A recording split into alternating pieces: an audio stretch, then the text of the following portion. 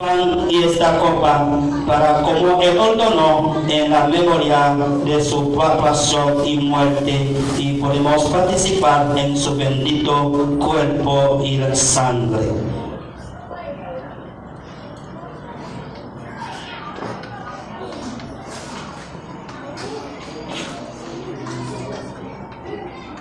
En la noche que fue entregaste, Jesús tomó el pan y habiendo dado gracias, y lo partió y le dio a sus discípulos, y diciendo: Toma, come, este es mi cuerpo, que es entregado por vosotros. Haced esto en memoria de mí.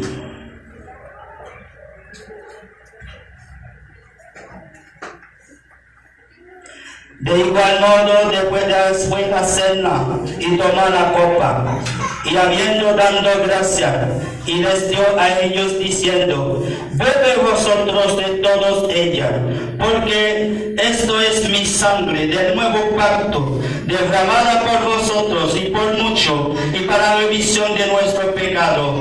Haced estos cuantas veces lo beberéis en memoria de mí.